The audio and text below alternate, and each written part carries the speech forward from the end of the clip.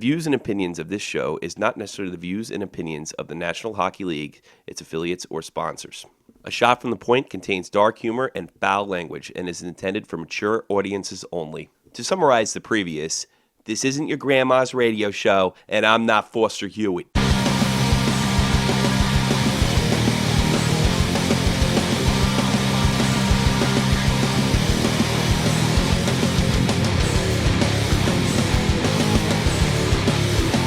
You're listening to the most badass hockey podcast in all of your land. This is A Shot from the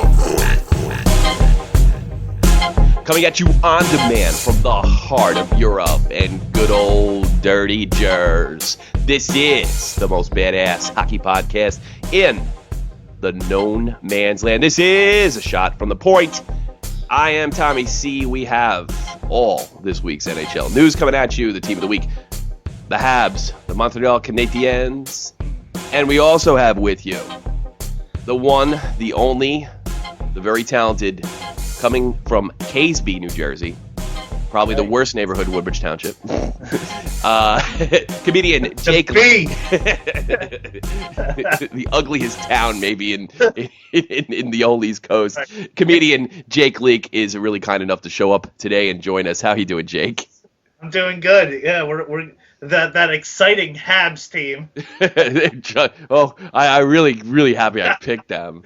I mean, it was like, wow, they're winning. They're winning. Yeah, they're winning. They're boring. They're boring to watch. What a boring hockey team. Get your sleepy time tea ready, folks. I don't want to say this later, but you know what? I can't probably talk about this because it has less to do with the team and more. I love that PK Subban, whatever the hell his name is. That guy is a first-class prick, and he's my kind of prick. Because I'm telling you, I think he was really voted by the players, the most hated player in the league. And he doesn't seem half as annoying as Sean Avery to me. But I just love the way he gets people off his game. He must have a big mouth or something. I love that kid. Yeah. Have you seen anything with it? Have you seen any of his? I've checked out some of his fight videos. I've checked. This guy really is able to get under people's skin, and he's got a little talent. He's not a goon at all. I mean, he's got some talent too. Well, think of him like I haven't seen any of his fights or anything. Think of him as like Theo Fleury. Yeah, you know? No, Fleury probably had more skill. He was a real first-rate all-star, but he's just I never understood why Fleury got under people's skin. I don't know if Fleury deliberately did it. I think he just was a natural prick. Maybe Subban's a natural prick. It's that Napoleon complex I think he had. Oh, he did have that. You know, you see with the Giunta brothers, and you know. True. No, but the Giunta brothers, they're skilled, and like I guess you could compare them to like the Fleury. You know, they're skilled, but they're agitated. They have a little bit of an agitator in them. They've got an edge. They've got this kid definitely's got an edge. A lot of these players, they're gonna get him. They're gonna get him one day. Well, they haven't yet, and he looks like he can back up his mouth thus far. So. I wish the best of the best part of doing this absolutely boring Habs study, and I'm watching the boring Habs game right now at the Rangers, was this PK Subban. I'm doing research on him. Getting into more important topics. Are you familiar with the Harlem Shake? You know what? The other day when you put it up, I've been hearing about it all week, and I said to Trace, I'm like, I have to check this out. So.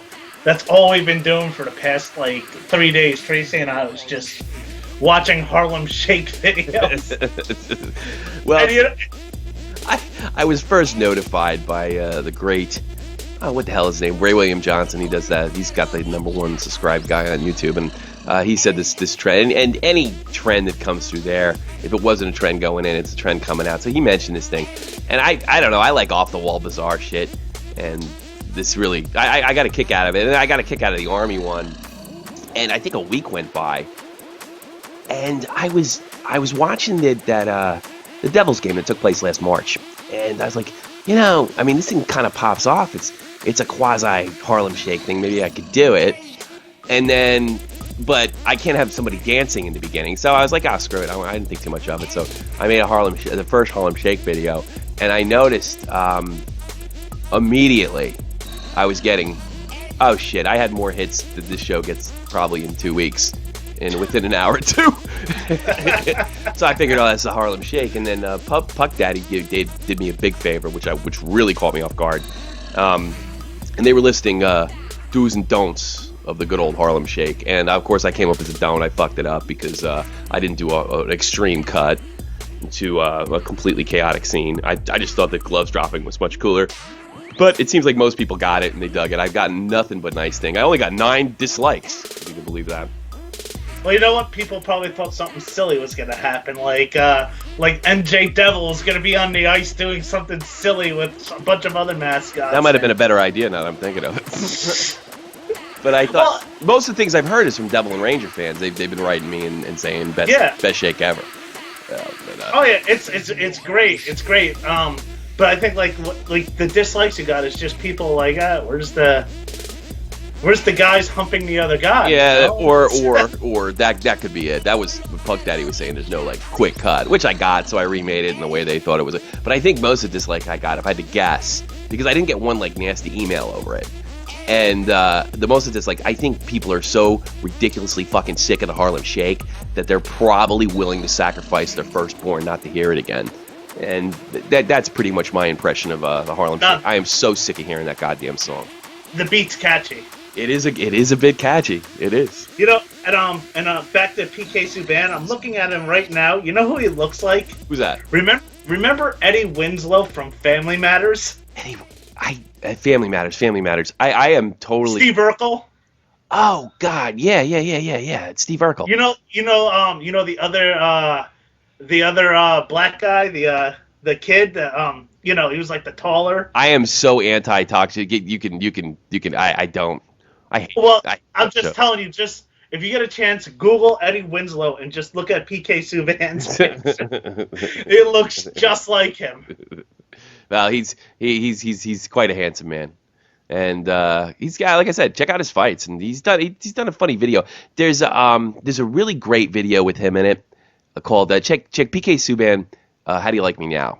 And they put the music behind it. It's real well. I don't know if it's a fan made video, but it's really well put together.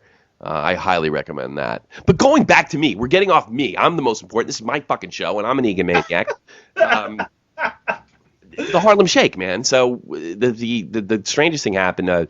Puck Daddy put it on, and then the hits just go wild. And I start to realize, I'm going to have 10,000 hits before the end of the day. And sure enough, I got 10,000 in less than 24 hours. And right now we're sitting at about 35. So what I really hope that translates into is some people that are interested in the type of podcast that we're doing over here, which is, if you're listening for the first time, what I like to call how real people talk about sports, not some asshole ESPN guy trying to outsmart or nerd each other. I detest that. It's even really difficult for me to watch, what is that, the thing the Rangers do or MSG does, Beginnings?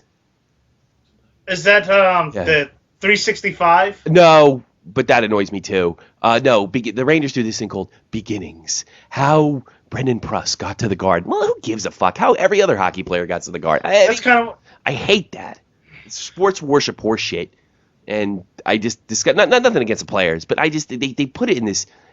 I mean, God, Jesus Christ. If the guy has like a whooping cough when he was 2 years old, this guy overcame the gods. We had chickenpox or something. This guy overcame the odds, and now he's a New York Ranger. Can you believe that? Well, I mean, how many other guys overcame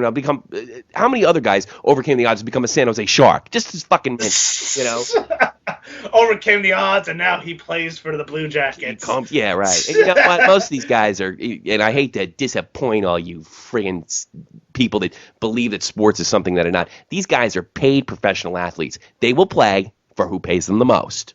And why shouldn't they get paid like they deserve? And like they deserve is how much they draw. So they don't give a shit about the uniform they're wearing. They don't care. They're professionals. They're mercenaries. And that's what they do. Oh, no, my guy loves the team and he cares about the fans. No, he doesn't. He's a paid professional. There's a few and far between that are actually have taken pay cuts, and one of them being the great Martin Brodeur. Martin Brodeur. I'm glad you brought that guy up, because Martin Brodeur. Oh, what the hell was that? Oh, let me turn off my phone. Sorry. Oh, that would be nice of you. Oh, let's everybody wait for Jake. Wait for Jake. It's off. Oh, it's off. Thank you. It's off. What was that? That sounded like that song, Stop the Rock, Did Stop the Rock, whatever that song. That was my phone. That was my text alert for Droid. Oh, jeez. This is somebody. Oh, I'm sure it was about the show, right? Yeah. Yeah. Yeah. Anyways, you post, hey, we're gonna do another episode of Shot from the Point. No likes. 0. Zip. Nothing. No. I got some likes. Yeah. I actually have I posted that. I posted last week's show, and I actually had like 2 friends that shared it. No joke. Yeah, nah. I think it was like a mercy thing. Like, shit, fucking Jake needs help selling his. No. He's a big Devils fan. He's a. No joke. You know, he listens. I went to high school with him, and That's great. That's fantastic. so I got a few likes, and people. Some of my friends are liking the show. Did you actually listen to last week? So be honest. I didn't listen to all of it yet, but I did share it. So You did share it. Okay. Yeah. I don't know if you know this, but our show, although the statistics have changed somewhat, at one point in the week, the show that me and you did last, the Americans were averaging around 10 minutes, and the Canadians were averaging around 45 to 49 minutes in retention. In other words, they were listening to it longer. So we're building a Canadian audience, hopefully. Oh, And I would hope so. Yeah, I don't think we're a hit in Phoenix yet. it's funny. The Coyotes aren't a hit in Phoenix, and neither any hockey team. Matter. So I guess to end this a long drawn out thing on it. So I just really hope this brings a new element into A Shot from the Point, which gives you all the greatest and latest on hockey and the NHL. Yeah, go fuck yourself. If you want to listen to that, please turn this off now. So, oh God, I guess we should get right into the news, huh? You got anything else? No, not that I can think of. I'm watching the fucking boring ass Ranger game. It's simply unbelievable, and I'm clicking on what I'm supposed to be clicking on, and let's do it. Are you ready? Let's get into the news. All right. This is the week in hockey news. Let me start this one off, and I'll take it right back. This picks up pretty much where we left them. Harlem Shake video cost New York hockey team a spot in sectional playoffs. Have you seen this video? Yeah, I did. Yeah. Why do you think these guys lost their playoff shot with this Harlem Shake? I mean, there's a lot of hockey Harlem Shake videos. Hell, God, I made one that had 30,000 hits. Oh God, it's all we're gonna be hearing for the whole show. Go ahead.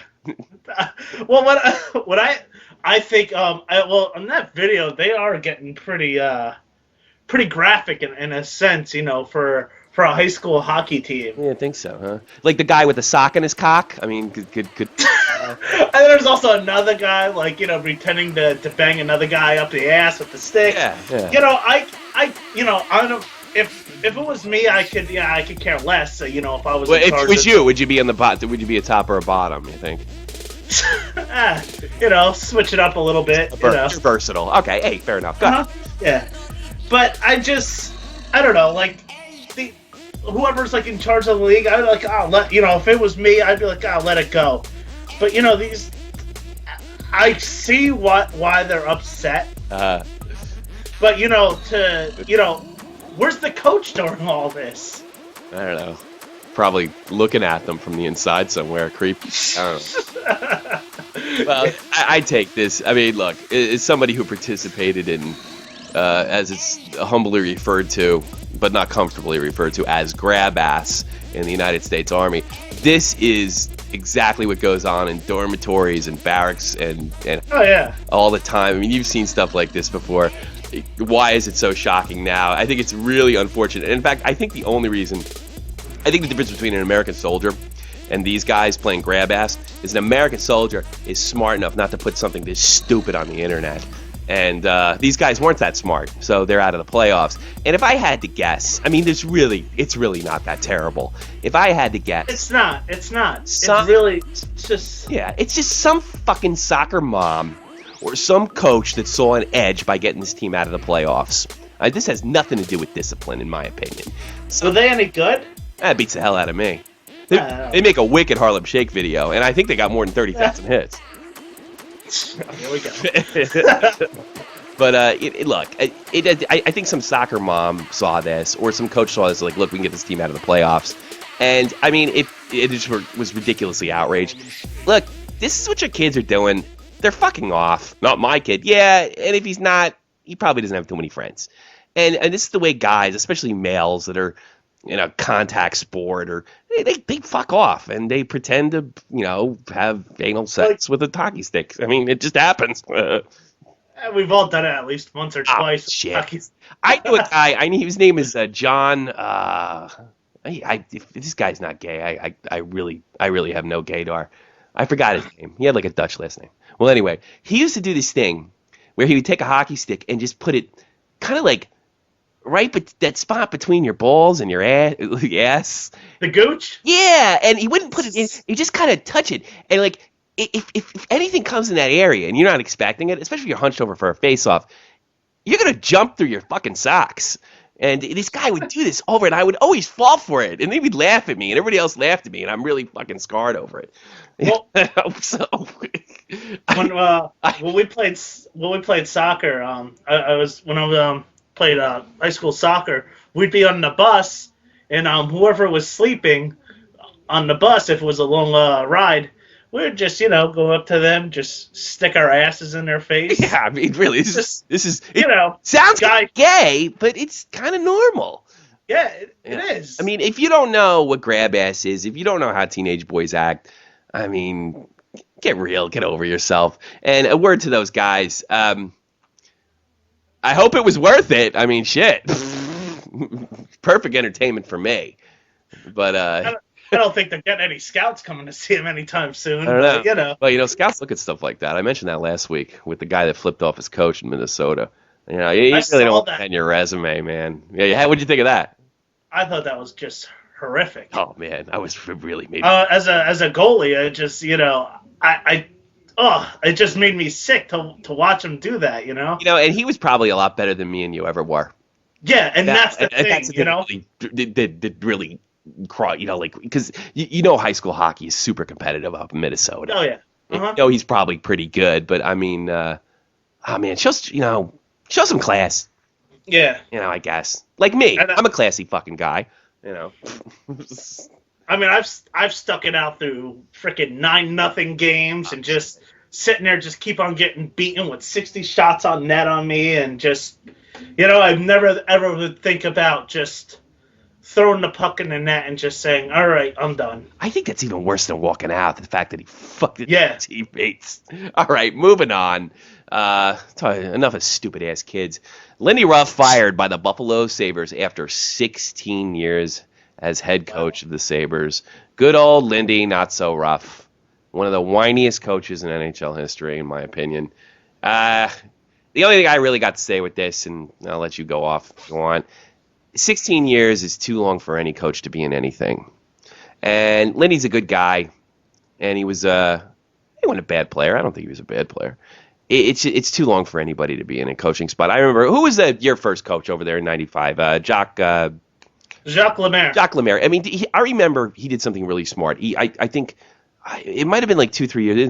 When did he leave? In like 97, 98, something like that? He left, and then he went to go coach Minnesota. And then he came back. And then he retired, and then he came back again. Oh, no kidding. But I remember he left the team. The first time he left the team, he said, there comes a point in time when the players stop responding. And that's when you got to know to move on. And he left. He's like, he left the Devils. He wasn't canned. I mean, no, he left them certainly kept him. But he left, and I think that's something Lindy didn't know. And, Buffalo, they got a really good fan base. The fact that they don't have a cup around a banner at the top of their stadium is very surprising. But I mean, they've always had like solid teams, like with Hasek and Ryan Miller in that, and Pat LaFontaine, Alexander McGillney. It goes before my time, but they had solid teams in the 70s as well. And it's just bizarre. But 16 years is too long for any coach to be in any. Well, look at Joe Torre. Joe Torre had a very long run with the Yankees. How many championships did he have? What do you have, like 5? Yeah, exactly. I guess you're right. Yeah, Bill Belichick. Yeah. Well, he had a bunch of championships. I guess you're right. I mean, I guess 16 years is too long for a coach that didn't bring any championships. Yeah. Really nothing. But I mean, hey, listen. Ultimately, in the end, it's the players. Players not getting it done. Ryan Miller over there has not looked like the same goalie he was in 2010. Not this year, not last year. They have the highest till this date. Vanek is still the highest scoring player in the league. Huge surprise. You called it. Second show. There's going to be a guy in the league, been around a few years. Nobody really knows his name, and he's going to like blow the league away. And no one's even reporting this guy. This guy's having a hell of a season over there. Everybody's talking about the Blackhawks. And this guy, this Austrian, not even a German, an Austrian, is tearing up the league there. So you called it. You heard it first on the shot from the point. You heard it first right here, bitches. Right here. That's right. Right here. And you know what? Another one, another shock is Craig Anderson. Anderson over in Ottawa. Yeah. That gets me to my other story. You're brilliant. You're really good at this. I just clicked on this stupid story. The snake-bitten Ottawa Senators who have lost, oh, God. They lost Carlson last week to what I still, and in fact, I still think it was a deliberate attempt at trip, at least, on Carlson. And Chris Kreider gets pushed by Ottawa defenseman into Anderson. And have you seen, I've scanned a few articles. Do we know the exact injury this might be? I haven't seen anything. I know he's injured, which makes me think he's seriously injured. Yeah, but I haven't. What was they're still talking about him like on all the NHL websites that he's still up for like the the awards and stuff. But I haven't seen anything about this injury. Yeah, it's bizarre. Or anything. Winger Milan Milchek is also out with a knee injury. I'm probably saying that wrong. Jared Cohen out for the season following hip surgery. Carlson's out for the season, which was probably a dirty missed hit. I don't even know what to call it. This team is still in playoff contention. They're an exciting hockey team to watch. They're exciting hockey. They gave the Rangers everything they needed last year to probably screw up their Stanley Cup final chances. I really believe that. I thought they were going to win. If they don't go 7, you might have had a different team in the final. If any of those two series don't go 7, it might have been a different situation for the Rangers. But that's the problem with the Rangers is they need 7 games to beat everybody, and by the time they get to a fresh double team, that's the end of the story. And the way they play, it's just like they throw their bodies out there. Sure. They're playing in front of pucks. 14 games under your belt before you step in the room with a very good double team. But I mean, that being, I'll give the Rangers the end of the show. You said you had something, but this guy Anderson, I feel awful for the Senators. I mean, I really when they took him off the ice because they could. I don't know if you watched the game, but I mean, he was putting no weight on his leg, and I really usually when players get hurt, I mean, I don't wish them dead. I don't really care unless it's my player. I mean, I go, oh, that sucks. I really felt awful for this team because they look like they're going to really do something. But so much for the Ottawa Senators. Well, did you see their other goalie, Bishop? Yeah. What do you know about him? He's freaking a monster. Yeah, was he like 6'7" or something like that? 6'7" with no skates. Oh Jesus! He's freaking. Don't you think that's you're a netminder? Isn't that a disadvantage? You think? Yeah, I do. I think like if you're just like Chris Terreri was like 5'10", and like you don't really see too many big netminders because I think those low shots are going to get in on them. And easy, and I think that five hole just is huge. How tall is Brodeur? Brodeur's tall though. He's like 6'2", right? 6'1", 6'2". Yeah, but that's like a normal athlete size. Yeah, it is. That's true. Yeah, Brodeur. But Chris Terreri was like 5'10". Oh yeah, he's very big. And I just always felt more comfortable when I see a guy like what's his name, Bishop. Yeah. It's just, oh man, and I don't know, I'm just if I'm a forward, I'm just confident. I'm just confident going in there. I mean, I don't know how he made it to this level at that height, but I wish him and the Senators like tons of luck because, oh man, you guys are fucked. I don't know how else to put it. You guys are screwed. Yeah. All right, here's something I've been really, it's painstaking. I see these constant articles. This one's by Colin Dunlop. NHL needs to be prepared to deal with all consequences of fighting. All right. This article, without going into it, it says the NHL needs to be prepared. It basically subliminally says that, this is a blood sport and never lists the consequences, what the consequences might be. So I thought to myself, might those consequences be political? Is that what you're getting at? Is this kind of some veiled threat? And what hasn't the NHL done? I mean, NHL has done since I can think the late 90s, where I first started hearing about concussion issues. They've limited fighting.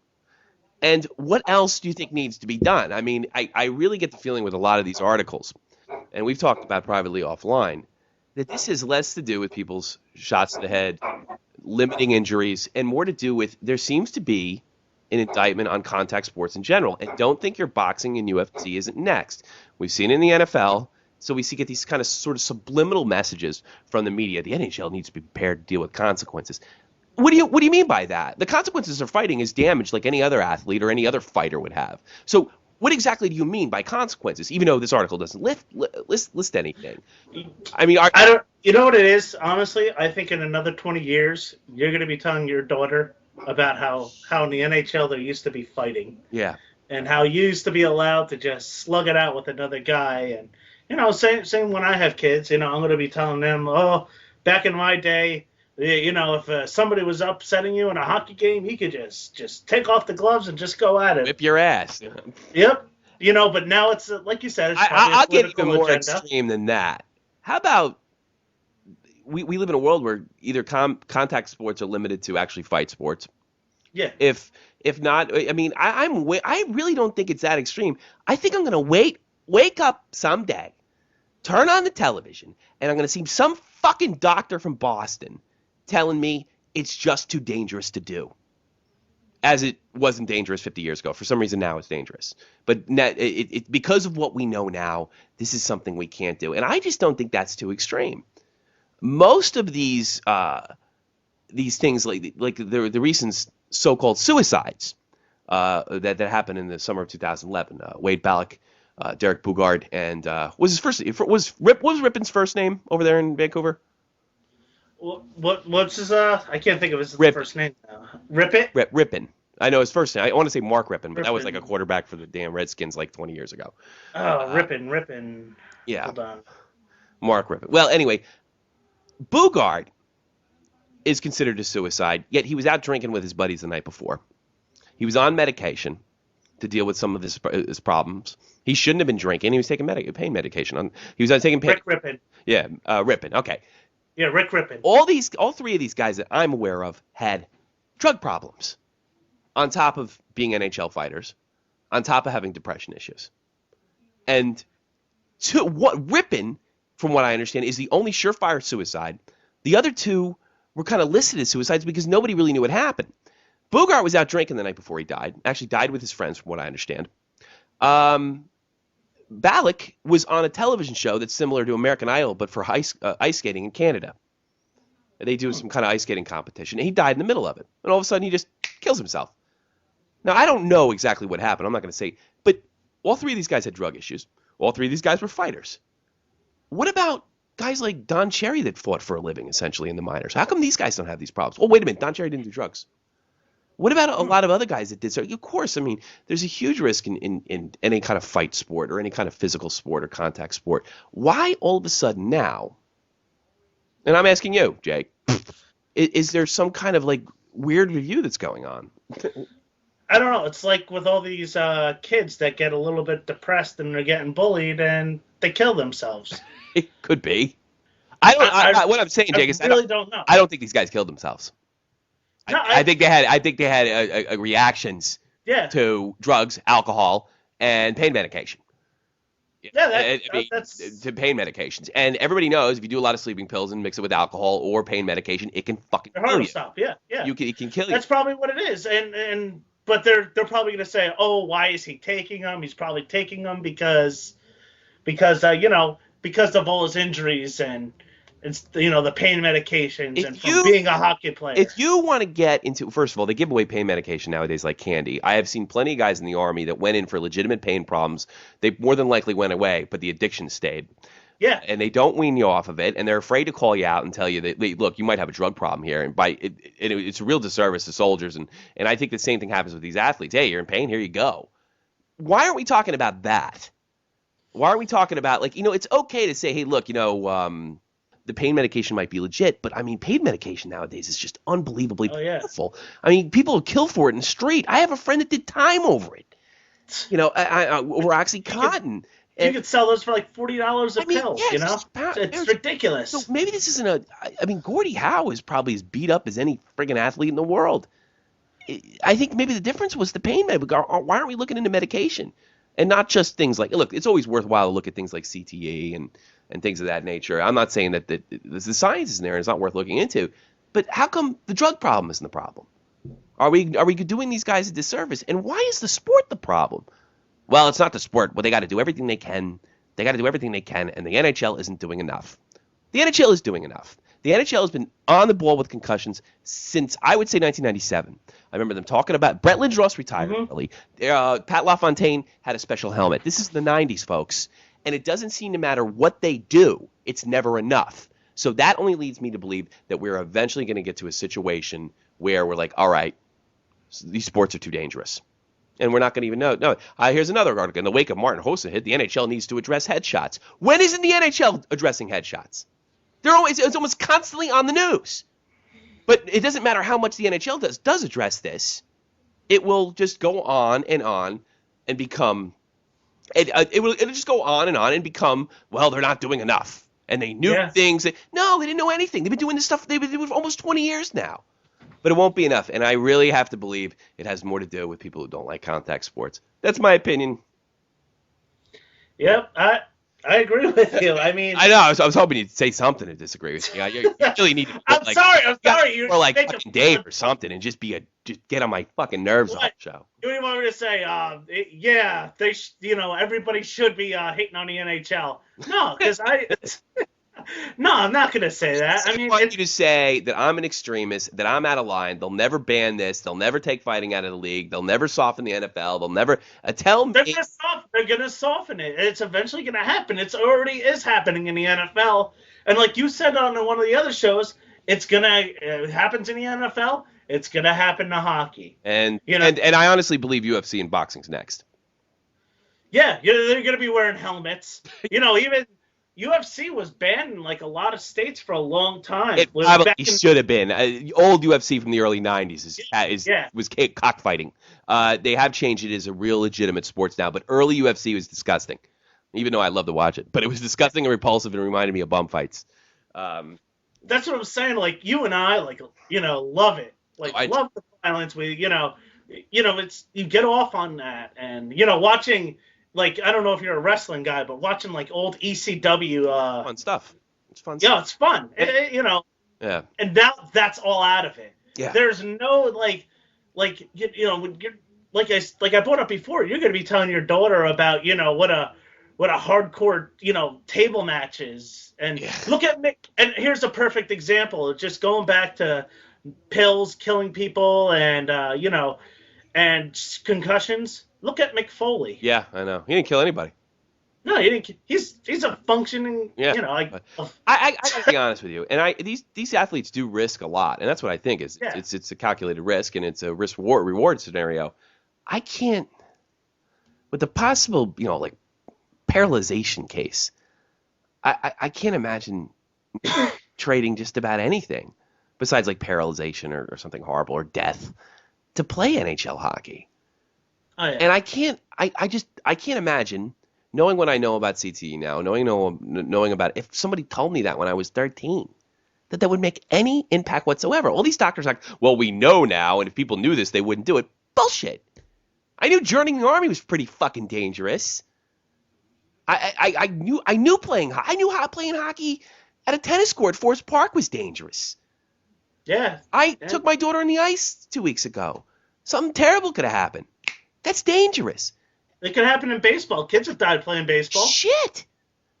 So what's going on here? Is this really about keeping players safe, or is this an attempt, or are we in the early stages of banning contact sports? That's my question, and I want to move on because I just had about fucking enough of my own voice. No, that's not true. That can't be true. I think it. I think we're gonna come down that road. It's really, really scary that we're gonna live in a world where these contact sports and all that's not gonna exist. Yeah, sure. You know? I think it's like it's like Demolition Man post Stallone Carbonite bath.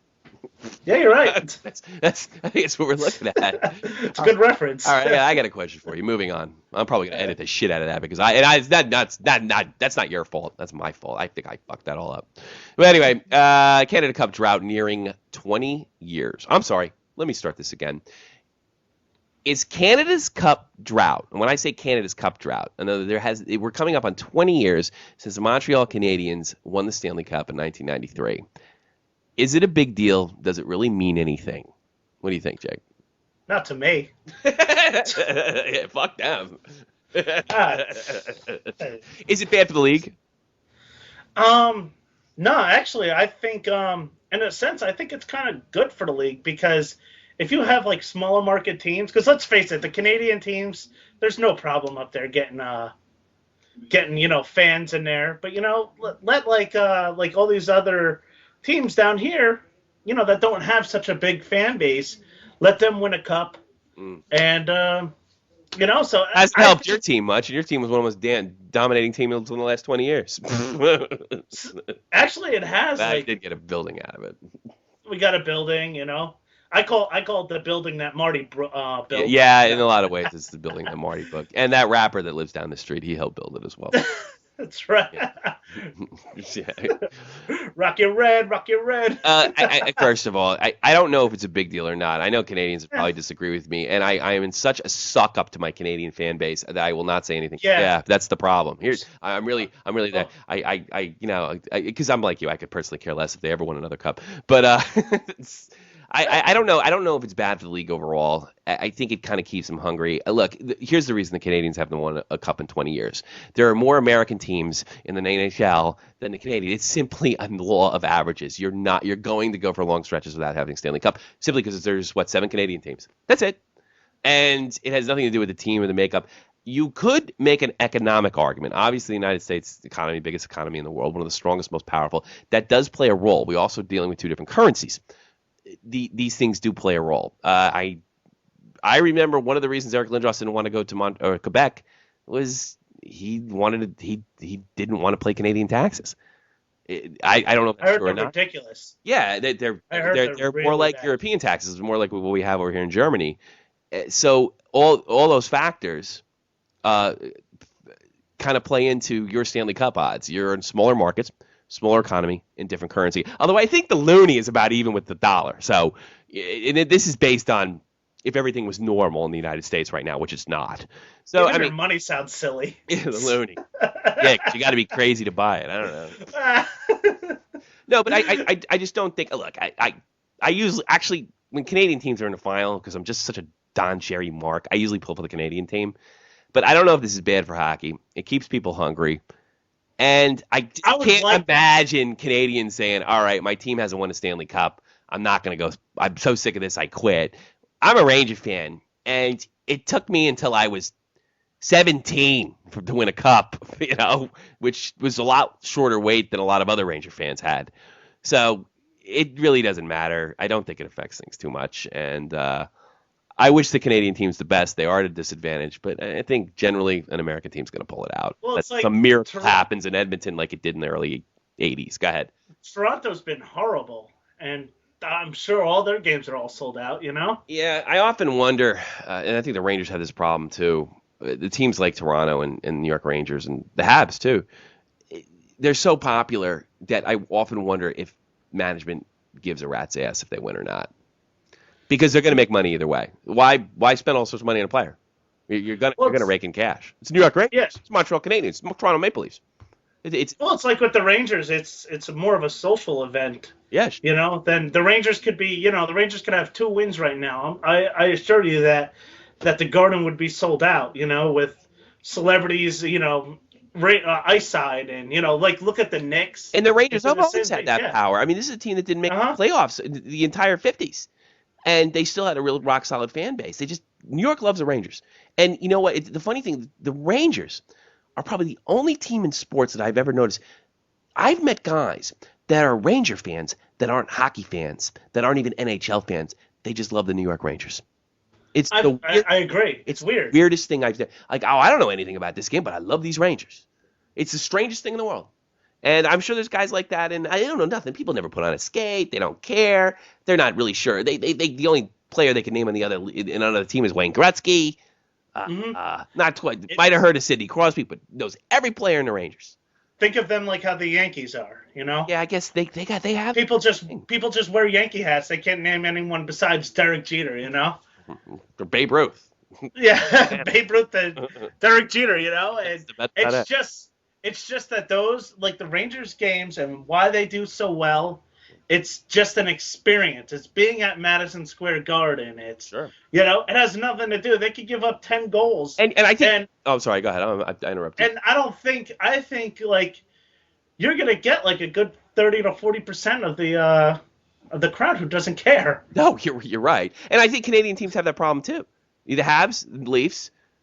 I think it's different. I really think it's different. The Habs maybe not so much because a lot of media pressure. They have a lot of New York media pressure. Media pressure the New York Rangers don't have to deal with as much, by the way, because they're just that beloved. They seem to escape the Yankee writers are much more brutal than Ranger writers, you know, and more pressure. And the Devils don't have to deal with it as much either. No, it's just really the Mets, the Yankees, and Giants. But there's a lot of pressure in the Habs. But I wonder if management's motivated to go out, buy good players to create to make a Stanley Cup run because they know their jersey is going to be sold at the end of the day and they know their house is going to be packed at the end of the day. And I often wonder if that is a contributing factor to a longer span for Canadian hockey teams winning. Yeah, well, I do. I feel like I'm watching because I could talk about the Rangers all goddamn day, but I really got. You know what? We'll leave this to the end of the show. Bring this up later. Well, let's just get through the news. I feel so guilty because I know there's so many Canadian listeners that came in through my 35,000 hits to the Harlem Shake New York Rangers Devils video, and they want to hear me talk hockey. Don't want to, and I apologize profusely. You know what? The team of the week is. You know, when we get into that, I'll bring that up. Yeah, bring that up. Let's get through the news. Mercifully, the DiPietro story, I think, is finally ended. Islanders finally placed Rick DiPietro on waivers. Did an NHL rant earlier in the month about poor Rick DiPietro. It's like a soap opera with their goaltenders. I've never really felt sorry. I've not look. It's not really Rick's fault. Rick is one of these guys that's injury prone. He's got injury issues. I'm pretty sure he worked as hard as he could. I'm sure all he wants to do is play hockey. Apparently, his body is not built for it at the top level. That's just a DNA thing. He was the first goalie ever to be taken #1 overall. Yeah, I think. Oh, yeah. Damn. And he's only played about 40 games in the last 4 years. And I mean, I'm when Jay's telling me that Islander fans just pray he doesn't get healthy enough to play again. It's such a fucking nightmare.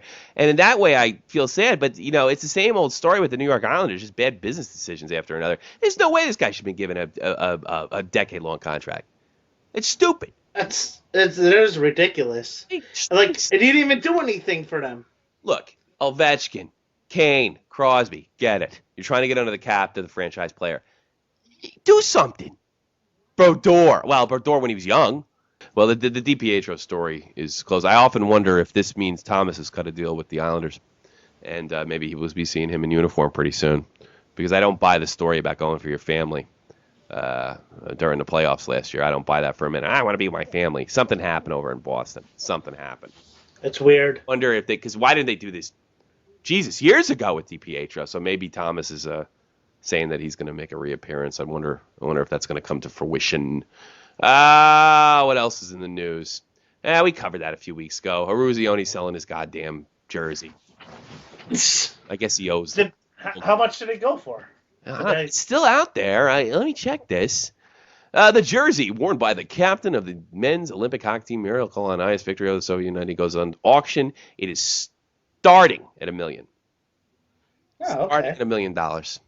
We figure... Me and Jay figured that Eruzione didn't make his promotion to captain. So, he's got to let go of a few things, yeah? All right, this is my first racist comment of the night. Rating at it didn't do so good on the ponies, hey, you know? You gotta do. Sometimes you gotta make some, gotta lose money to make money sometimes, you know what I'm saying? Well, like you guys were saying, he probably has it laying around the house. He just wants to, make a few million. Like Reigning NHL MVP Evgeny Malkin to miss at least one game for possible concussion. We can guarantee it's going to be more than that because the NHL does all sorts of testing now, even if they suspect you have a concussion. So it'll probably be a little more than that.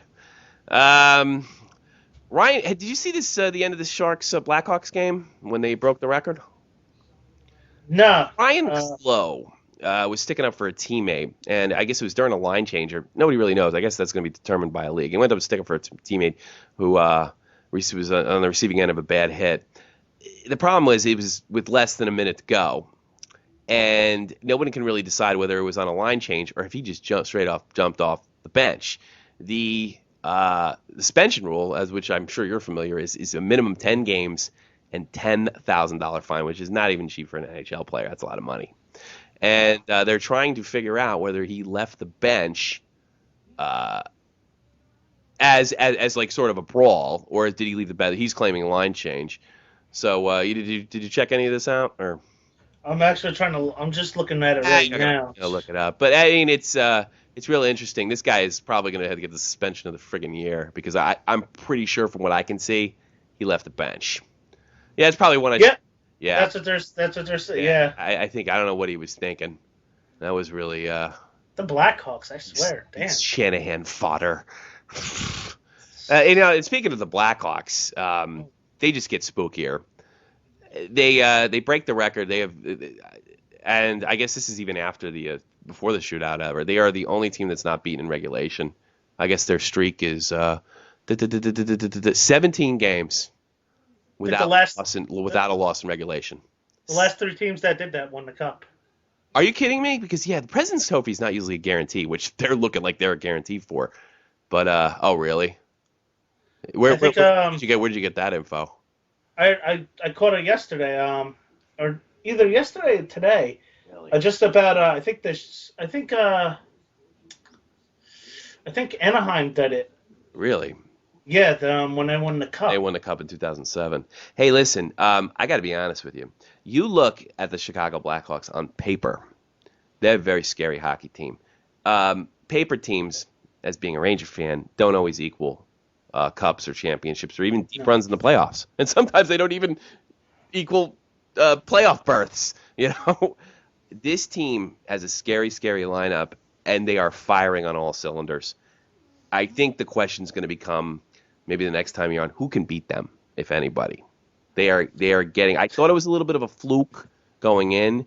This team is in control of all things at all times, and they seem to have 2 solid goalies that are And Crawford was out for a little while, or he's still out for a little while, and he seems to be kicking ass and taking names. It's funny. Before the season started, there was all those rumors about Luongo going on the trading block, and I remember you were even saying that he should go to Chicago. Yeah, but why now? They seem to have a goal. Yeah. Why not? I don't think that they're not trading him now, though. It'd be risky. But, and Luongo's not really hot under pressure. Do you know what the midway point of the show means? That means our band of the week. Our band of the week. Our unsigned band of the week. Yeah. And what I'm doing this week is I'm committing a major no-no. I'm going to play 2 bands back to back, the same band twice in a week. And I'll tell you, there's 2 reasons I want to do this. A, the former rhythm guitar player of this band recently got 35,000 hits on YouTube. And I want to send a special dedication to my friend of douchebaggery and committer of douchebaggery, Dave, where he's goofing on my music all the time, and he ripped up Warp Drive, and he said horrible things. So I'm going to introduce Warp Drive. Are you excited about that, Jake? I am ecstatic. Well, let me give you the history of this song, okay? Because it's about 12 years old, and it sounds it. This was when I guess me and John Freeman and Jay Hausman. I don't know if you know him. He was real close with your brother-in-law. Sounds familiar. Me, John Freeman, Rich Albuquerque. I was on rhythm guitar, and what we did, there was something like really popular going on at that time. The whole Limp Bizkit thing was going on, so we thought it would be a really original idea to rap on a hard rock record. Never been done before, right?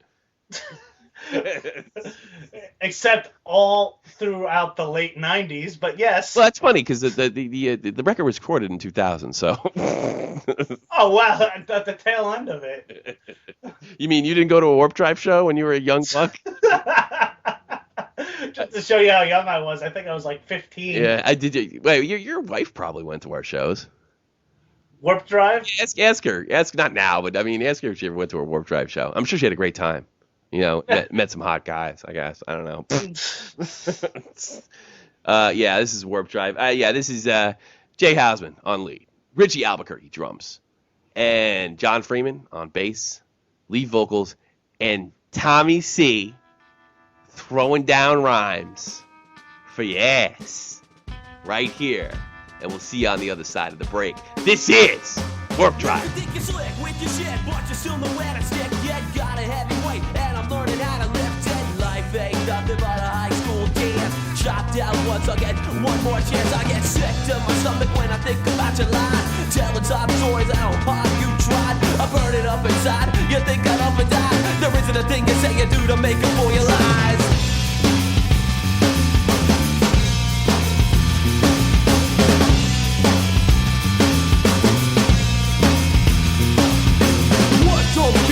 Make you stronger. Yeah, what don't kill you gonna make you stronger. What don't kill you gonna make you stronger. Yeah, what don't kill you gonna make you stronger. I just put a lot of pain blood on your head. And it takes my weapons to fight behind your back. Nothing here to try to steal it. Since I learned a bunch of my gun flag. And around like there is nothing wrong. Don't think you're in the clear. Kinda hard to look through in a tank when I'm putting still on your head. One more for my night collection. One more for my night collection. One more for my night collection. Much of affection, I see a reflection. One more for my night collection. One more for my night collection.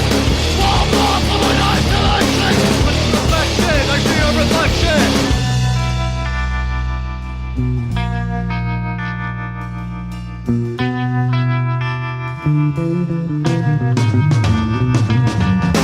Second time I got nothing to show for. I used to think about the time you used to say no more. Lying and cheating and people in our business. And what do you know, I turn around, you call me up for business. Never knew someone could be making all your life decisions. Yet you're not the only one that making all of my incisions. Say when you go alone without a friend. See the truth, you got to stop listening to your friends. Follow what I don't even look at me. Just think your things and things. To be existed by the one that covers you. But fuck the one that can. Kind of money, I am everything you say or not. Don't play that game with me. Come and put the bottle to your left and try to live it yourself. One more for my life collection. One more for my life collection. One more for my life collection. Much of affection, I see a reflection. One more for my life collection. One more for my life collection. One more for my life collection. Much of affection, I see a reflection.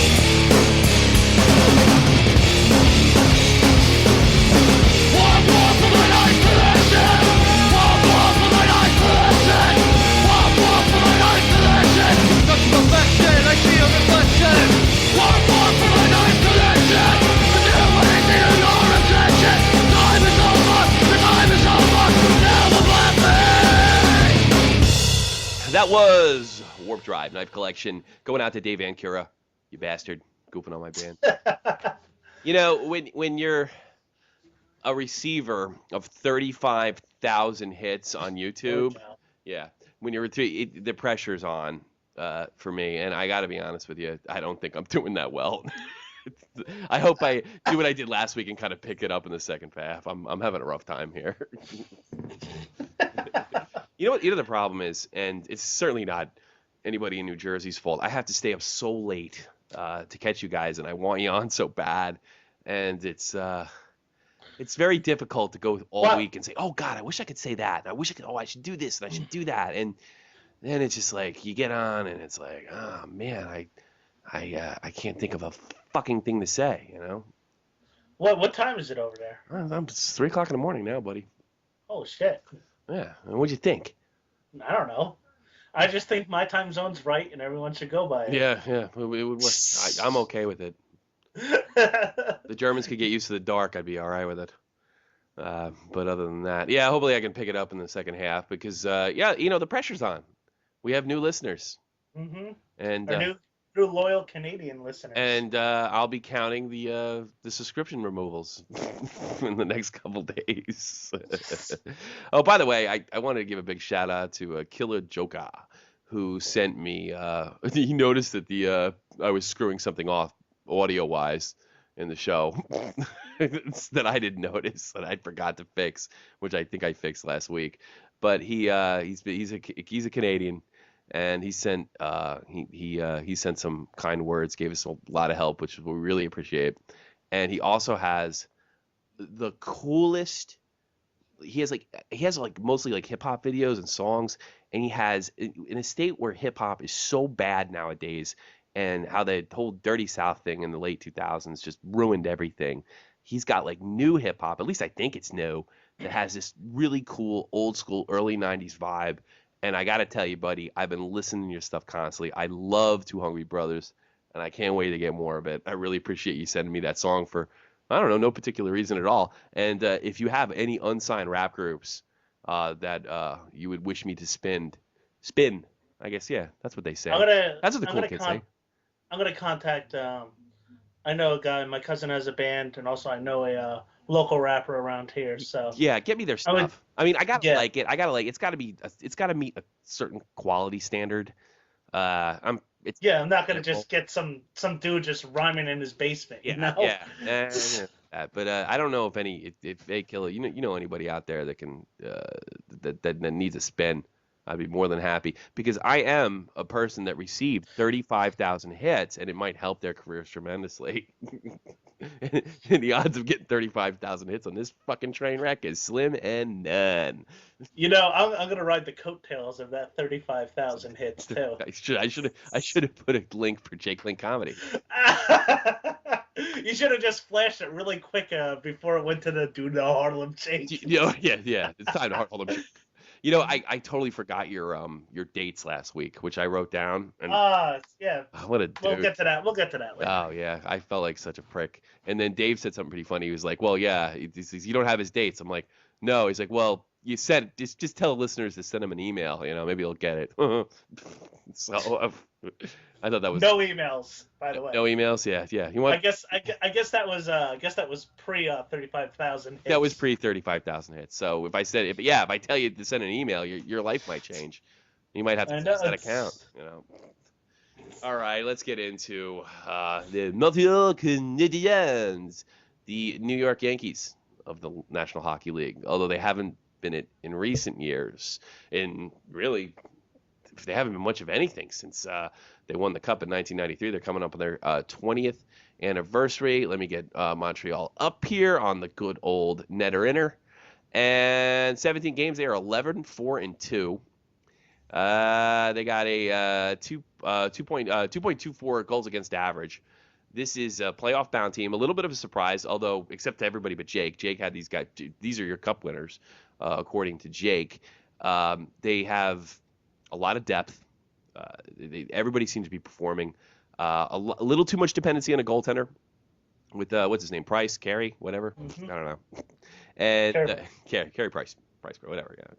And a little too much dependence on the goaltender, but extremely deep team. Everybody's contributing. This thing's firing on all cylinders.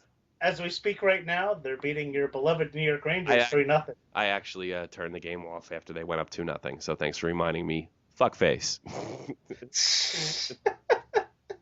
I mean, I like the way they're built. I really do. And they remind me of a team that I've seen before. Well, you might know the team we might be talking about. They remind me so much. And when I saw them play the Devils, I was like, they are the Devils of '95. Really are. And what a good year because it was a shortened season. Yeah, It it was was a short season. This. And Yeah. Go ahead. I'm sorry. and they don't have any big stars that stick out at you. No. I mean, besides Carey Price, it's just they got a ton of role players. Yeah, and sometimes that's all you need to win the Stanley Cup. Is a team, Yeah. it's maybe a mediocre skilled team. I'm not saying they're a mediocre team. Mediocre skilled team that's fired, that's listening to the coach, that believes in the system, and a strong goaltender. And I think Carey's up to the task. He can be spooky. Although the guy who had the win this week was what the hell is that backup goalie's name? Doogie? Buddha. Buddha. Buja. Where the hell is he from? South America? What kind of name is that? Buja. Buja. Buja. Yeah, Buja! I beat your team. He had a win earlier in the week, and actually, they beat the Rangers, didn't they? Oh, God. Peter Buja. Peter, where's he from? Let's see. He's from Slovakia. Is he? Yep. That must be like the Smith of Slovakia. Everybody must have Yeah. Everybody must be Peter. I really like this team. Here's the problem. Like the 1995 New Jersey Devils, the great 95, they are like watching paint dry. This is a boring hockey team. I don't know if it's because of the 3 games they played. I don't know if it's because they beat my Rangers. I don't know that they're kicking their ass right now, 3-0, but they seem to be a painfully boring hockey team. And it really might not matter all that much. And it doesn't matter how entertained I am. It matters that they are 11-4-2. And they look tremendous to me. One of the biggest complaints I hear from all Rangers fans is your team is boring about the Devils. Sure. So you root for a boring hockey team. It's like, you know what? I root for a boring hockey team that puts Stanley Cup banners in the rafters. Yeah, that's always exciting. So if the Rangers played the Trap, I'm pretty sure you'd be all excited too. Well, I gotta be honest with you. The New Jersey Devils in recent years, except for losing Parise just recently, and they seem to be adjusting to that just fine. They have been an exciting hockey team in recent years. They have been a skilled hockey team. The Rangers are the ones that are, being the. I guess not a trappy team, but a really defensive-minded team, especially last year. I like the way the Rangers played last year. Yeah, it was fun, but it's not enough to win the Stanley Cup. That's no. I just think they took a beating. Yeah, I don't think you can win a Stanley Cup with the style they play. No. And just speaking about your Rangers and Canadiens, did you hear what your coach said about after the game with the Canadiens? Save it for later. Well, what did he say? Something about the Canadiens? What did he say? Oh, he pretty much badmouthed both teams. He said it was just a game between 2 bad hockey teams. I think that's a fair criticism, and it was a horrible. You're talking about the game the other night, and it was a horribly bad. And I think what Montreal's able to do is that they seem to be not only limit their own shots, but they limit the other team's shots as well through good defensive solid with really solid neutral zone play. And if you play the neutral zone solid, it limits shots and it gives you opportunities.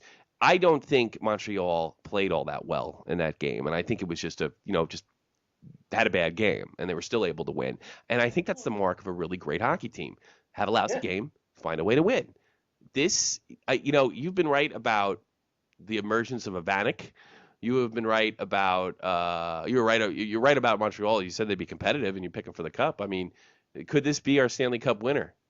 Or are they going to be one of these teams that are just completely taken apart by the Blackhawks in the final? Well, you know what? I don't know what the odds are on them. I'm going to look that up. I think they're a solid bet because you're going to get odds. Real ugly hit in this Ranger game, by the way. Oh man, definitely Brendan Shanahan fodder. I'm seeing. I just saw a clip. Ranger taking it in the numbers. And I hate to tell you this. Right now, I have the Islanders game on, and they're beating Buffalo 3-0. Islanders, I think, a good hockey team. I think Tavares, and they got that solid goaltender. Yeah, I think Nabokov's a little underrated. I like. Yeah. I like the Islanders. I think they just need some. They need some captains on that defense over there. But finishing up with the Habs, you know how boring the Habs are. They sabotaged my NHL team of the week because they're so boring that I can't even think they had anything to. And You know what? what's I gotta more be boring honest with you. I'm killing this segment. I fucking hate it. What team of the week? Yeah, I do, because it makes me work, and I have to do stuff and look crap up. I mean, yeah, Montreal's good. Yeah, I can't wait for us to get to the Columbus Blue Jackets. Sure, yeah, that's gonna happen. I think I'm killing this fucking segment. And you know what? Here's the contest of the week. Jake will give you a brand new Colorado Rockies original NHL jersey if you can come up with a better segment for next week. What do you think? And it's a beautiful jersey. I've seen it myself. I think it's got your name on the back, correct? Yeah. Who wouldn't want a Jake Link jersey from a team that never really did much of anything? Oh yeah. You see my new one? I got a new Eliash. Yeah, Eliash running. Eliash recently has been replaced as the ugliest man of hockey by Tuukka Rusk. So congratulations to Tuukka Rusk for overtaking the probably the most disturbing looking figure in sports. I mean, he is just. He's hard to look at. Ugly. Rusk, oh god. Rusk is weird to look at. And Eliash just he was a champion for a long time, and Russ just managed to take away his. I wouldn't say he was ugly. I don't like saying anybody's ugly. No, I do. I like saying Tuukka Rusk's ugly guy. He's a real strange looking man, and so is Patrick Eliash. Tuukka Rusk looks inbred.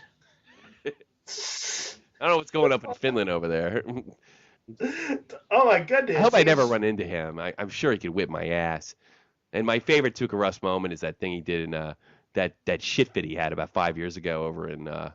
He kind of looks like the Mad TV guy. Alfred E. Newman.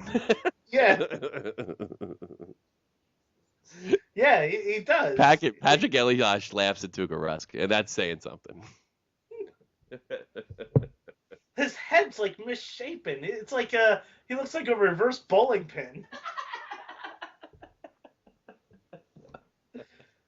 Well, he's doing well over there. They're one of the top teams. You don't have to be pretty to play hockey. Yes, the ugliest player in hockey I think I ever read. Do you remember Tim Hunter in the Canucks? This guy had a big. Well, he's an enforcer, and he had an enforcer's nose. Oh my goodness! Joey Koster wasn't pretty to look at. I think that nose would keep him off sides. Holy crap! Speaking of offsides, have you seen how many blown calls are happening on offsides call that game over in Colorado where they let the goal count too? Is disgusting. Are you seeing kind of a trend of offsides? Missed call. I'm just seeing a trend of a lot of bad calls and missed calls and. I'm captivated by this guy's nose. I'm sorry. But Tim Hunter? Yeah. It's frightening. Goodness. See his nose looks like those glasses that come with the mustache and stuff. He's in the Ugly Hockey Player Hall of Fame, and he's the Wayne Gretzky of Ugly Hockey. But I mean, if Tim Hunter is the Wayne Gretzky of Ugly Hockey Players, Eliash is the Sidney Crosby of Ugly Hockey Players, and Tuukka Rusk is the Ovechkin of Ugly Hockey Players. But Hunter's nose was ridiculous. But he got punched a lot, so I don't think that nose. I don't think he was completely. I don't know. Nose. You don't think so? It looks like a Mr. Potato Head nose. He's rough. He's a rough dude. He kick your ass. He's a tough guy. If you don't, I don't know. Oh yeah, sure. I don't think he's gonna be listening. And God, I hope not. Because he's probably 50 and he could whip my ass around the room. Yeah, maybe because I've been looking at Patrick Eliash since '96, but he's not that bad looking of a guy. He's weird looking too. I see it. It must be that area of Europe. Yeah, it must be. I don't know. Czech girls can be pretty good looking. But it must be something with the guys. Yeah. I don't know. I know. You want me to piss off everybody in Europe right now? Watch this. When American soldiers come to Europe, it really. Let me give you an idea what the guys look like. Well, I don't know if it has anything to do with them, but American guys don't really get competition from European guys in Europe. There's just it is. Let me see. A single soldier Europe is his playground if he knows how to, like, I don't know, talk a little bit.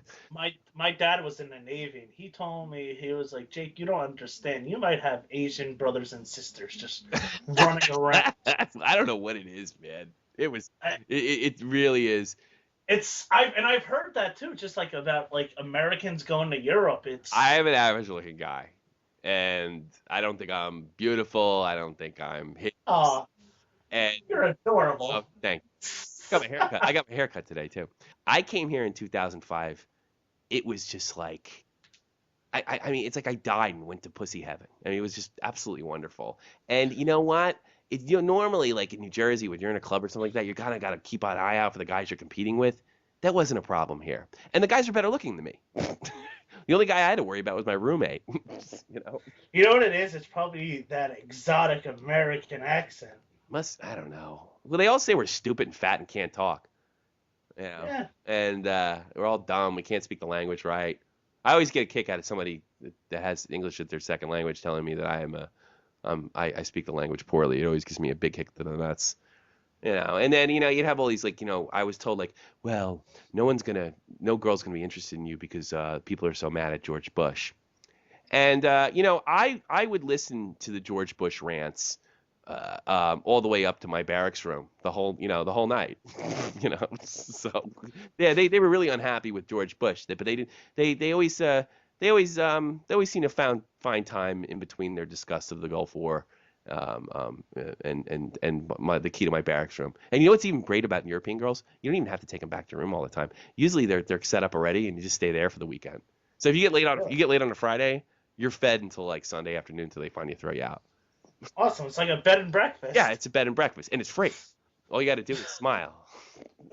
So I hope Annie's not listening. She's gonna. So pretty much what you're listening. She knows it's all true. All European girls are whores. No, is what you're I wouldn't say that, but I'm just trying to get all you in trouble. European guys, or I wouldn't say European. Maybe I wouldn't say, because an Englishman will kick your ass. German dudes don't fight for their girls. That's all I'm telling you. That's what I'm saying. You would think you think they'd come over and like, because they're bigger than you. German guys are huge. I don't know if you know that. They tend to be really big guys, and they don't like. You know, if you be at a bar talking to the girl, and then this guy interrupts. Yes, and I know this. Hey Hans, why don't you go fuck yourself? I think I will go fuck myself now. Goodbye. You know. So, I mean, that's too easy, guys. I mean, it's okay to punch an American in the mouth if you can get away with it. Sometimes we deserve it, you know? We did. I'm sure I deserved it when I was. Wow. Like, I always saw these guys, you know, it was like a wall of shame. These German guys, they'd come there with a girl or two, and you'd see them on a wall, and some soldier was dancing with their girlfriend, and they're just staring at their feet. It was just like a line of them. It was just too funny to watch. And it's terrible. But, you know, hey, man, get in there. You want the girls? Get in there. Well, you know, not me. I'm married. Oh, I guess I am. Yeah, come on, yeah. It's horrible. I have a daughter, too. Do you believe that? I still have a pulse. I'm married. I consider myself married. Well, I am legally. Just not to my girlfriend. We won't get into that. I am legally married, and That's right. I was monogamous up until the time I got thrown the fuck out. Oh God, do you have anything in hockey? Anything going on? I'm watching this rout of the New York Rangers, and I'm sitting there goofing on you and the Capitals.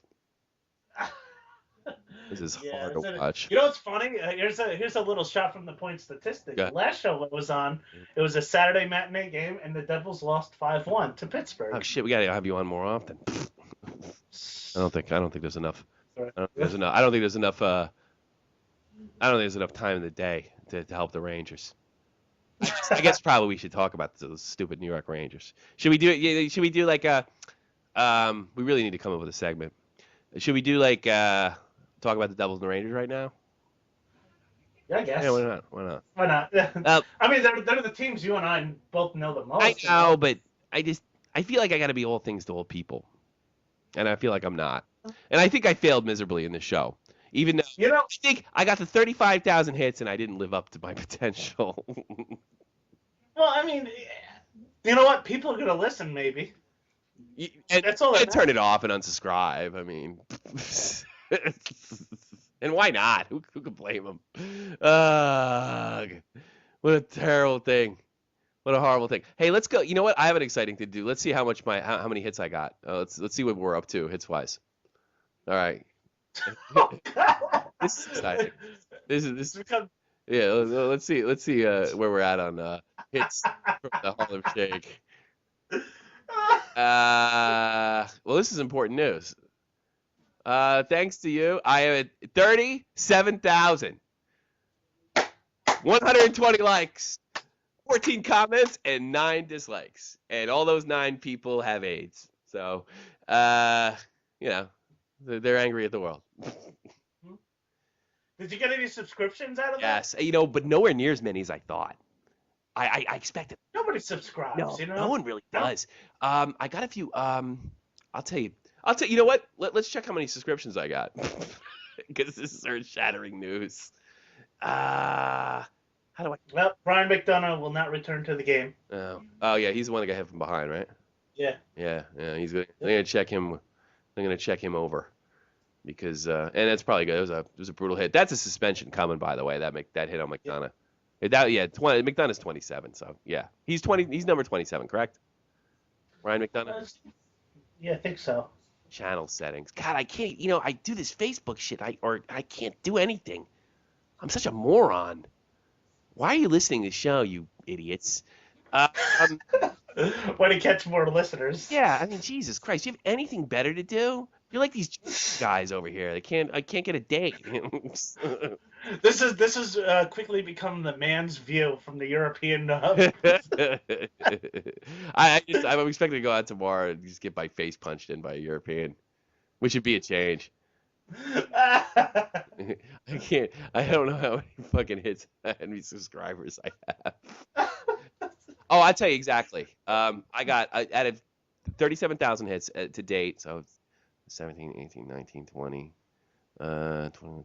I got 6 subscribers out of 30,000 hits. So, what's that? Hey, those 6 tell 6 friends, and then they tell 6 friends. So and it's then... like one subscriber per 5,000 hits.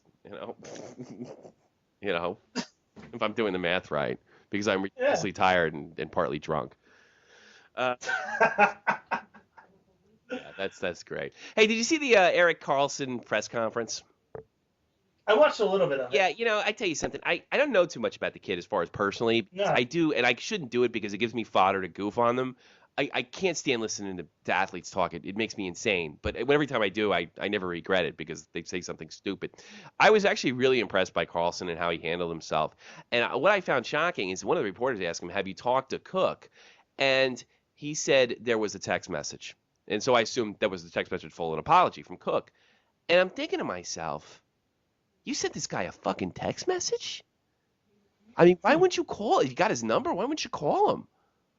And say, look, shit happened. I didn't mean to do it and what have you. And they asked us, like, did you answer it? He's like, no, I don't think there's any reason to answer that.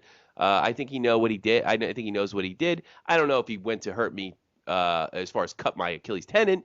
But I do think he's one of these guys that I've been aware about. I'm kind of paraphrasing some of the things he said.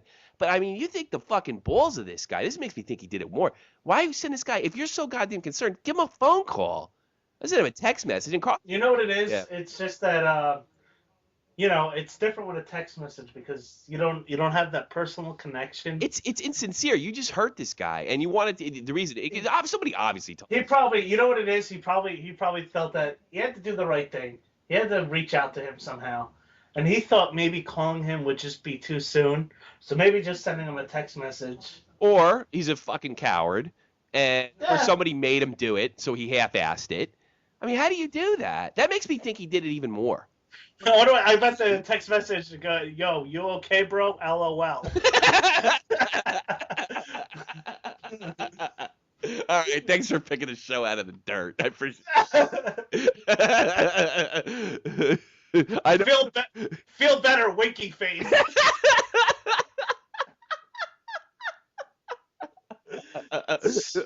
You okay, bro? My bad, bro. My bad.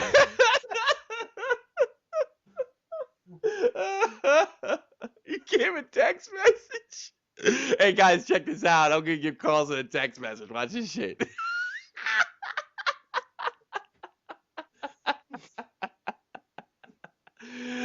Ah, shit. What a shitbag. And it probably wasn't spelled out. It just probably had the letter U. Are you okay? Yeah. So Carlson said he didn't answer it back, and who the fuck would? Fuck that guy. Here's a Carlson right. Here's a Carlson wrote back. You are an ass. You all right, bro? Ah, shit. Yeah, it was that funny, you fuckers. If you don't think it's funny, turn it off. Oops, my bad. Ooh, my bad. Actually, you know what I would have sent him? Yeah, sorry, dude, but I got suspended. I'll send you the link, Shanahan's link. Oh, it's broken link. I didn't get suspended.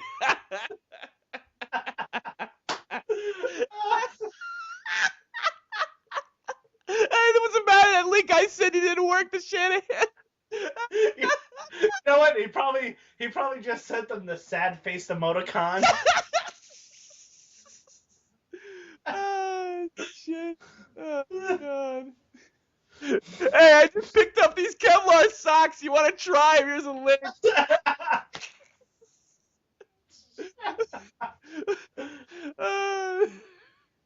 You know, you're right. You really should wear these goddamn things.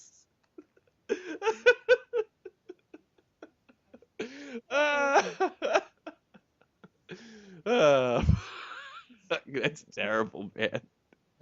Is there an emoticon for a sliced tendon? Yeah. Yeah, let me check my keyboard. Yeah, I think it's like a minus and a shift 4. Minus shift 4. Oh, fuck. That's fucked up when this guy's laying there in agony, probably still, and we're just sitting here making jokes. You know, I was trying to like how much class he had, and he's like, "No, I didn't answer him back. I didn't write him back. I don't think it was it." I'm really bummed out, and I'm watching this kid, and I'm thinking to myself, you know, this is a really good kid. He really wants to get out there and play hockey. He's acting professional about it. He didn't really badmouth Carlson, but he said, "No, I'm not answering. I don't buy his story, and I don't need to listen to it. I don't accept his apology." He didn't say that, but essentially by not answering, Euro K-Pro and all the emoticons he got. Maybe that's why he didn't answer it. He said him a goof. I mean, really, if you really meant it, why wouldn't you call the guy? I mean, I don't understand. Hey, this is hey, it's Cooke. It's Carlson. Hey, buddy, look, I know you don't buy it. I know you don't believe it. I know you've seen the video, but I really didn't mean to do that. I missed the hit. I was trying to get my balance. I somehow ended your skate. All right,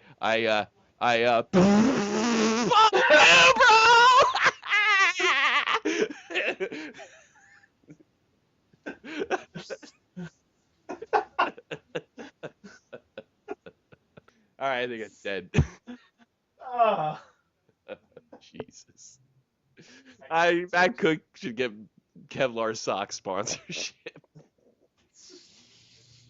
Because you might run into a guy like me.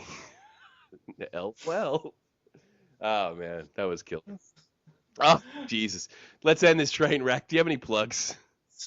The 27th, I have a comedy show at the Brownstone in, what's it called? Metuchen.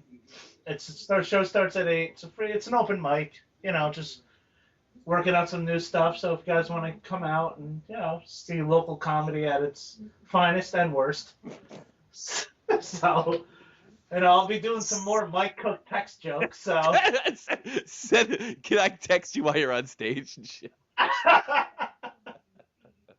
Actually, Yeah. something like very Andy Kaufman here, right? Start your act and keep taking phone calls, like the whole act, until people start booing. Yeah. One thing I wanted to do Yeah. was I wanted to do a whole set where I just bring up my iPad Yeah. and I just read people's Facebook statuses and goof. Probably killer. You're like You know? Kaufman of open mics and Metuchen. And there's a lot of people you think they're trying to be Andy Kaufman or they're just that bad. Oh, there is just like for every good comic, and there's a lot of good comics that are not signed. Yeah. For every good comic, there's probably 3 bad comics. Did you ever see anybody cry? Nah, I haven't seen anyone cry. I've seen people that should be crying. You know? I saw a guy. What's the one over in New Brunswick? Stress Factory? Yeah, I saw a guy in the Stress Factory. In the middle of, he had a horrible set, and you know what? He just, you can always tell if it's a bad set or there's no talent there. And he was one of these guys where I think talent was an issue. Seemed like a nice enough guy. And in the middle of a joke, he's smiling. He's got the fake face on. Nobody's laughing. He just puts down the mic and walks off stage in the middle of it. And that guy over at the Stress Factor, I forget his name, he's like, "Oh, that was Jim Brown from East Brunswick."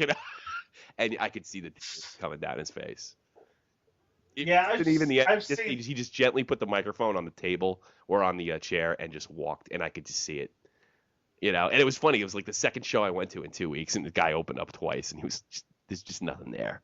It's horrible to watch. There's this one guy, he goes around, he carries this tape recorder. It's like the size of a freaking answering machine. And he's just tells the worst jokes ever. Like, they're jokes that you've heard. Yeah. And he goes by the name of Sick Vic. And like, one of the jokes is, "I have the heart of an 8-year-old boy. I keep it on my desk." And then he'll like pause. He'll pause for the laughter that never comes. That's hysterical. I want to go see that. Sometimes they're the best ones to see, just because of, as a comic, you could just like goof on them, and it's just, you don't want to ever be at that level. Like, these are guys like in their, like late 40s that are just thinking that this is a good idea. The guy's probably never married, and I wouldn't be surprised if he had a human heart somewhere in his house. Let me ask you something. I mean, I'm sure you've bombed before and stuff like that. Like, did you? Of course. Yeah. Have you ever gotten heckled? I mean, like, really bad. Did you get discouraged? I mean, what happened? No, I really never really I've gotten discouraged, and I've gotten bad. I've had bad shows. Yeah. But one time I was getting heckled by these 2 drunk guys. It was like a back room in a bar, and it's got to be the worst when they're drunk. They just walk in. It was a back room in like Montclair, and these guys, like, I was just doing my setups, and they're just talking. So I just said, these guys were drunk, and I said, "You know what, asshole? Just come up here and you do it," And I got off the stage. Did you really do that? But that's what everybody does, though. I mean, like, no. Try it. All right. No, I got him to go on stage. Did you really? I got him to go on stage and attempt to do a set. Yeah, what'd he do? He just rambled on drunkenly. Then later on in the night, he ended up like peeing all over the bathroom. Well, like pee on the bathroom in front of it. Like, he like was up there for like 30 seconds, and he couldn't even form a thought. And then like he tried to go to the bathroom and ended up peeing all over the bathroom door. You suck. Like, he wasn't even getting like he wasn't even letting me get to the point of like the punchline of any jokes. He was just like talking, and I think I said to him as he was getting kicked out, I was like, "I hope you're driving home, you fuck." And he kind of like looked at me and like he wanted to lunge at me, but he couldn't even keep his balance. I hope you're driving home. You got a classy act, Jay. Please make sure. I'm coming home this summer, so make sure I get one of your shows. Oh, yeah, definitely. I'll definitely go to one of your shows. I'm going to heckle you, actually. Send you emoticons. Wiki face. Wiki face. Then there's, I'm trying to think. There's been some bad, just bad experiences. Like, and there was one time, I was doing, because when you're at the level I'm at, you do a lot of contests. Sure. Yeah. And you know, like who's the funniest? And I did this one contest the week before. I didn't win. I did really well. And this club owner was telling the guy that books him, like, you got to listen to this guy. This guy's good. He's funny. And I get up there. I go up there. There's a lot of just, you know, like, people are just waiting to hear me. This booker's waiting to hear me. I get up there. I kind of do like the same set, you know. It's hard just to write new things every time you go up. Sure, I know. So I get up there and he's like just kind of looking at me, and it was like, you know, it's like he said to me, he's like, I was told you were actually like really good. He said that to you? Yeah, I was like, I understand you did really well. My assistant told me last week that you were just like phenomenal. What happened? You said that to your face? Yeah. Why did he just not tell you anything? Well, it was like after, like the show was set up like how American Idol is. Oh my God, that's horrible. What did you think? I mean, did you think about quitting? I mean. No, you know what? I went back to that place the next week and killed. Oh yeah, well, that's one way to do it. And you know, I killed in front of you know. He went. Do you think that helped? That he went in there and said like what happened to you? You like you know? And do you think he was just fucking with you, or do you think he was actually trying to get something out of you, or do you think he was just like absolute total balls to the wall cockbag? Cockbag. Oh. Well, that club closed down now. So. Yeah. Well, there you go. I thought you were good. You know, pretty much it's what he said. And it's just like I was in the middle of my set, and I thought I heard him whispering to the other guy. I go, "Is he serious?" I was like, it wasn't that bad. It was a really off crowd that night, Yeah. you know, and that's the thing. Sometimes, like, let me ask you something. Have you ever had a bad show with a good crowd? Like, in other words, you know you're not doing it, but everything you're doing is working, even though you're saying to yourself, how are these people laughing? You ever have that? Yeah, there's been a few times. It's weird, like demographics. Spanish people tend to love my stand-up. Really? Why? It's weird. I don't know. Like Puerto Ricans, Dominicans, or Yeah, just if they're brown. I don't think we have to worry about any Latinos listening to an NHL podcast. So. No, I don't think that would be a problem. I don't think I'd be after it. I don't think I'd be answer to anybody. No emails coming from Polanco's Latino. What the fuck's the matter with you? He's a fantastic goalie. So is Gomez, and you know, it's like I think he's half. Yeah. I think he's like Mexican American, but like his mom's Mexican. I think his dad, or one of them is. Yeah, Mexican American. Okay. Well, I don't even think people from Alaska are American personally. So I think he's. No, they're like Russian or Canadian. I think he's Mexican Alaskan. So weird group of, you know, because I never met an Alaskan until I joined the army. It's just funny, like when his family like crossed the border, they just kept on going. Yeah, they skated across the border. That was a bad joke. Hey, listen, I'm actually going to start the plugs again. Let you plug that because it was like a whole bit in itself. But so give us your show again.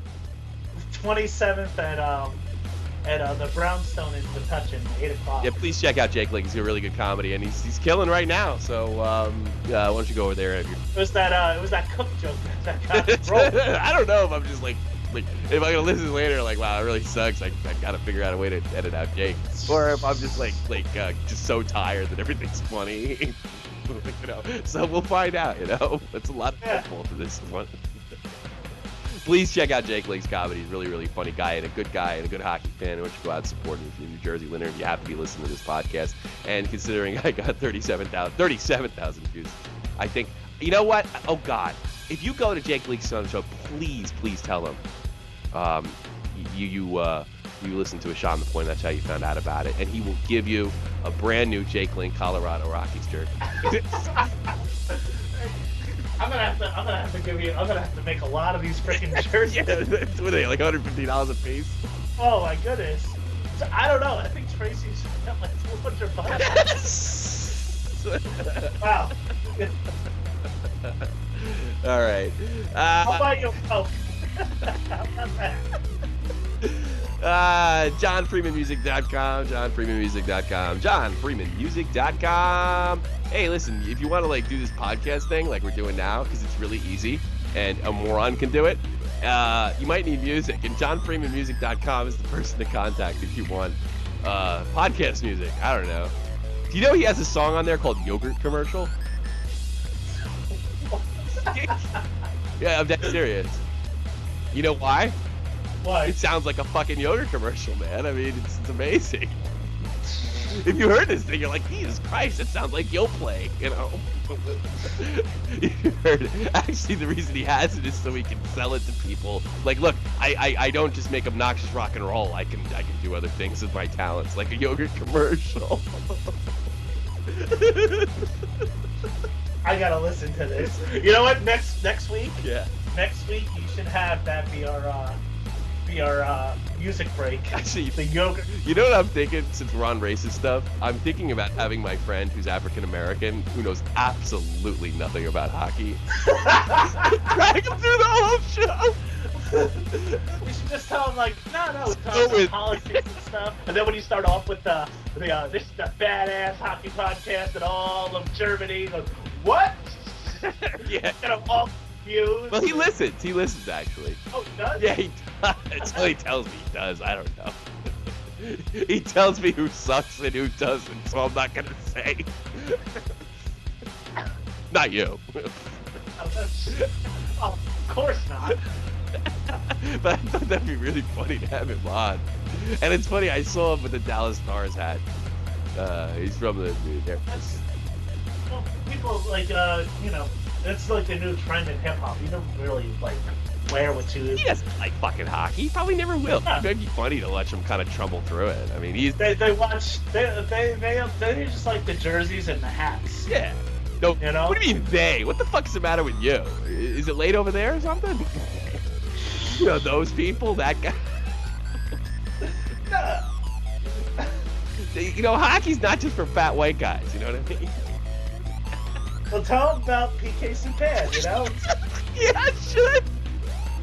It might make you feel more at home.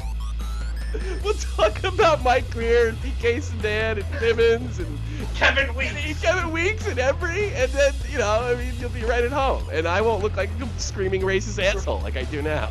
That's right. Make it the end of Black History Month special edition of the Shot.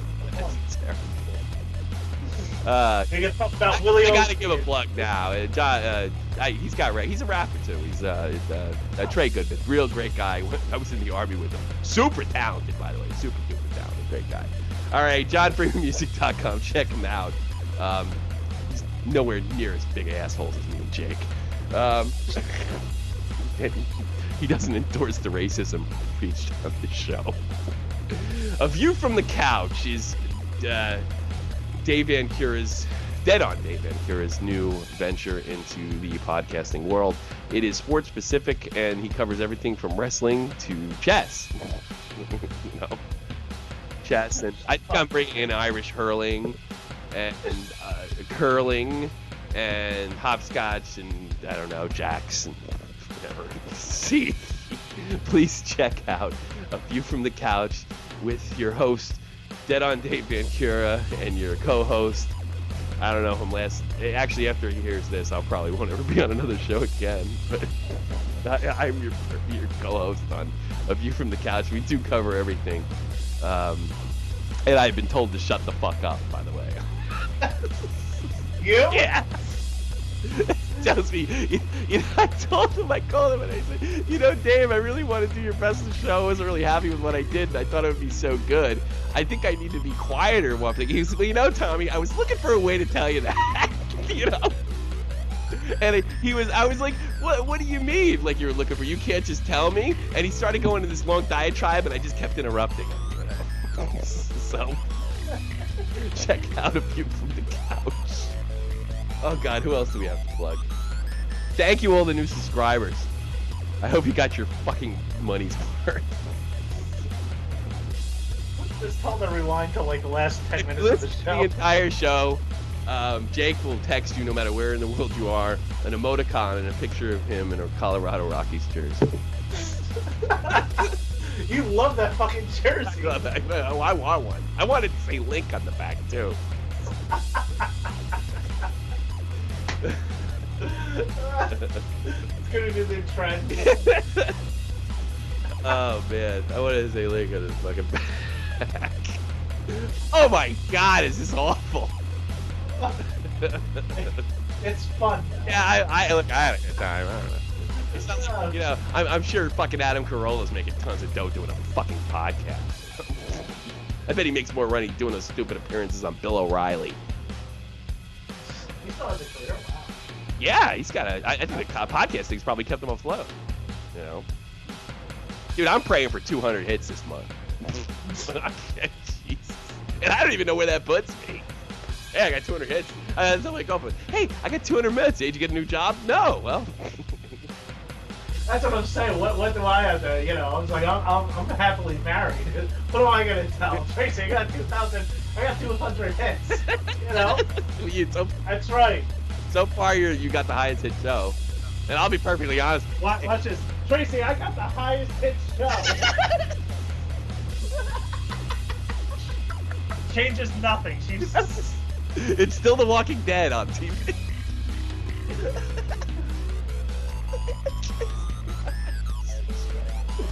Changes nothing.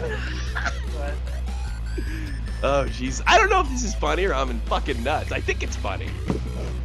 I just don't know how time. I gotta be up in like 4 hours to take a 2-hour bus ride to pick up my daughter. All right. Yeah, we should. So anyway, what we got? John Freeman, we got you. We really want to thank all our Canadian listeners and new subscribers. We hope you got your money's worth, even though it didn't cost a dime. Oh, if you want to download like recent shows, check out Podomatic. But all our shows going back to last year in the playoffs. And we made way too many of them. That's why we do it once a week now, or on YouTube. And some people tell me it's more convenient on YouTube because everybody's got wireless phones and you get your YouTube app and then you just put on a Shop from the Point and you do your workout or whatever. And newer episodes of Shop from the Point are now in both ears and not switching back and forth and all fucked up like it used to be. You still with me, or you like fall off the? I'm here. You just want to get out of here, I can tell. Yeah. You're a great Jake, by the way. Thank you very much for being here today. I really appreciate it. Hey, thanks everybody. And I don't know, do the fucking Harlem Shake. I'm out. Peace. Con los terroristas.